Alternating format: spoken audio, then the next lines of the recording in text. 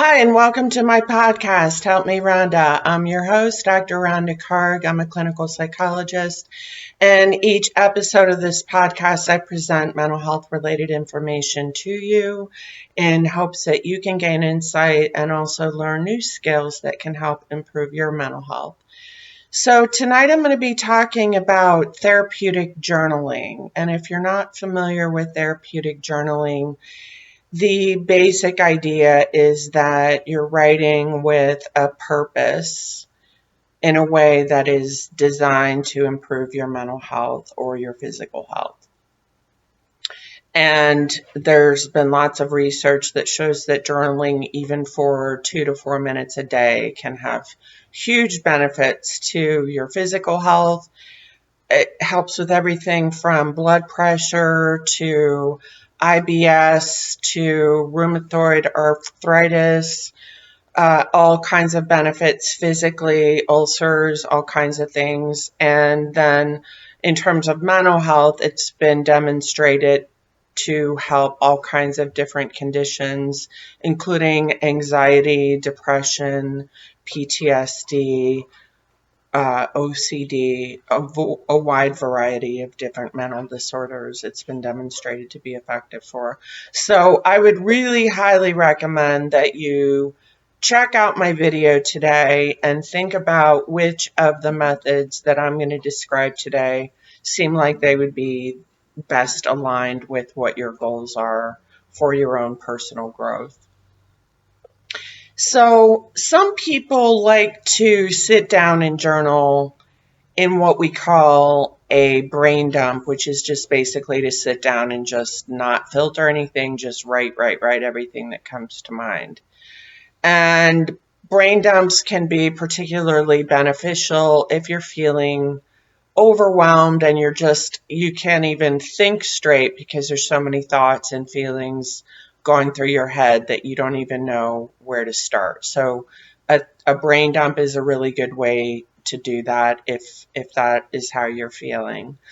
A lot of people, though, prefer prompts, writing prompts, journaling prompts, and I'm going to include my email address in the description of this because I actually have a 90-day journaling challenge and supply 90 prompts in different areas that include self-love, self-care, relationships, work and career, self-exploration, creating a more bountiful life, empowerment. So if you're interested, go ahead and send me an email and I'll be happy to send that to you. I'm giving that away to people. A lot of folks who have tried it have said that it really did help them grow a lot, and it's a 90-day challenge, so there's 90 questions for you to write about. So a lot of people prefer that method of therapeutic journaling is with prompts. You can also develop a diagram that shows how different challenges that you're experiencing in your life, how those are related to each other, and maybe help you develop a strategy for tackling those problems because you can see how things are related to each other, and maybe it'll help you determine what would make most sense to work on first. So a diagram can be really helpful. Another format you can use is a 3-column format where you write down what the triggers were for you, what the circumstances or the situation was that triggered you, what emotions you had at the time, and then lastly, what thoughts you had at the time. The thoughts will give us a lot of insight into what is contributing to the difficulties that you're having. So you've heard me talk about cognitive behavioral therapy in my podcast.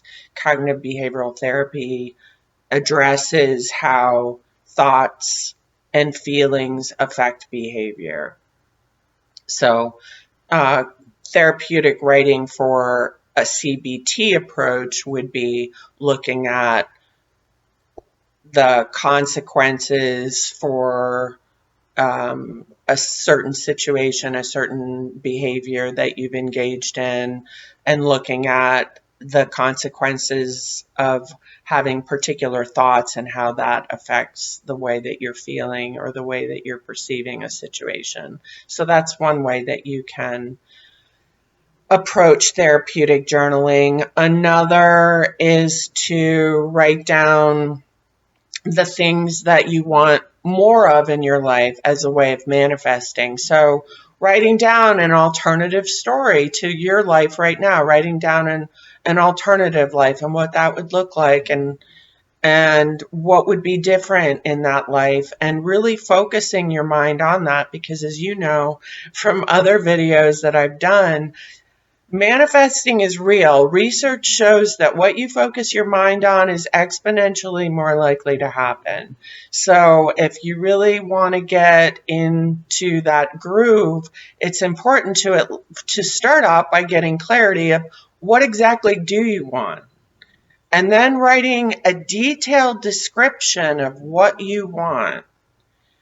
And don't worry about filtering it and talking yourself out of it and saying, no, this will never happen. Like, just go ahead and write down what it is that you want, and it'll be in the forefront of your mind, and it will make you naturally and even unconsciously seek out that goal. So it's really interesting what happens when you put that out there in terms of what it is that you want. I just think it's really fascinating. So those are some approaches to therapeutic journaling. And, you know, therapeutic journaling can be particularly helpful for people that don't have a therapist, that don't want to burden their friends with the things that are going on in their lives, or maybe they don't have friends, or they don't have people in their lives that they trust, that they can share their innermost thoughts and feelings to. But it is so important to be able to express yourself, whether it's in a journal or whether it's to your therapist or whether it's to somebody else that's earned your trust. It really is important to express your feelings. And as you guys know, I talk a lot about holding space for your feelings, and therapeutic journaling is a perfect way to do that. I think that it's important to reserve at least 5 to 15 minutes a day just for your feelings, and therapeutic journaling is a great way to get in touch with what your thoughts and feelings are, and to get to know yourself better, and to come up with possible solutions to the difficulties that you're having. But I can't overemphasize how beneficial therapeutic journaling can be, so I would really check that out. Another approach that sometimes people take with journaling is gratitude lists, and taking 15 minutes to work on a gratitude list each day has been demonstrated to be actually more effective for reducing symptoms of depression, more so than antidepressants. It's one of the most effective things that you can do for depression and anxiety is journaling. Journaling for anxiety helps you to recognize the ways that your thoughts are leading to your troublesome feelings, particularly of fear. Usually anxiety is a fear response. And so journaling about the things that you have fear of, and then you can look at it and recognize, okay, that's not actually based, and that's a very low probability event, and I'm thinking like it's going to happen, and that seems pretty maladaptive, or that seems pretty irrational. So you can like challenge those thoughts that you're having, and that's another way that you can use therapeutic journaling, is to really tap into those automatic thoughts that you're having. And say, for example, you didn't do therapeutic journaling, you just went about your day like you normally would without journaling.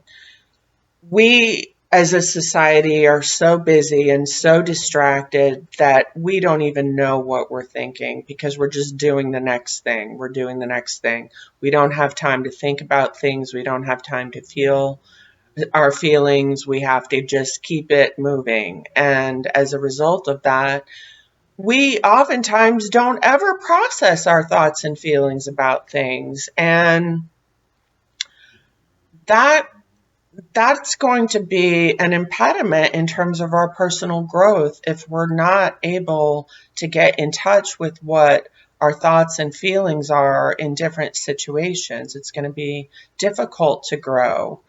And one of my supervisors years ago used to give her students acorns when they graduated from college because they were leaving that counseling. It was a student counseling program, and when they were leaving, she would give them acorns to remind them of their unlimited power, because inside of an acorn is an entire oak tree just waiting to grow. And that oak trees don't grow overnight, they grow every day, they grow little by little. And things that you do can help that acorn grow into a tall, beautiful, strong oak tree when you're calm and confident and centered. Like I've said before, that's when you are being your authentic self, is when you're calm, confident, and centered. And the things that you do in therapy and the things you do outside of therapy to grow is like pouring Miracle-Gro on, let's say, an oak tree sapling. It's like pouring Miracle-Gro on it. It just grows faster and stronger sooner.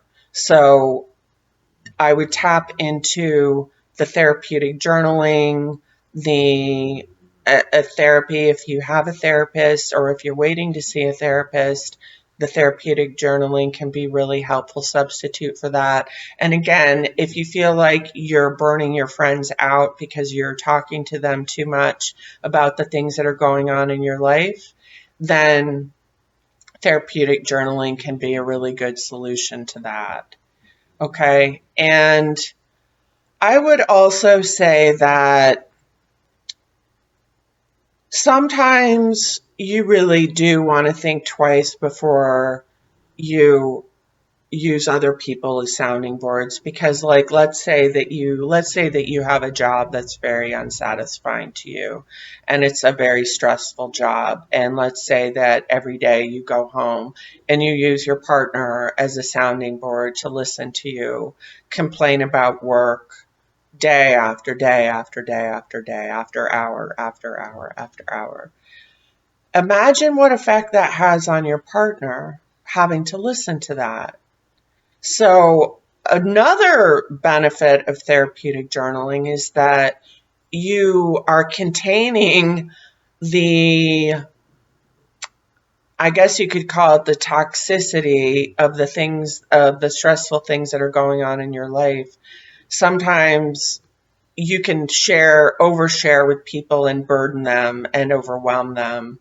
And so if you've noticed that people tend to kind of zone out when you're talking about problems that are going on in your life, it could be an indicator that they just don't have anything to give you, or they don't know what to say, or it's stressing them out and they're having to basically dissociate so they don't have to listen to it. So I would say that's another benefit of therapeutic journaling, is that you don't have to burden other people with the stressful things that are going on in your life. You can do it for yourself if you feel like you've been overdoing it with people in your life in terms of social support. So it's another way to get your needs met.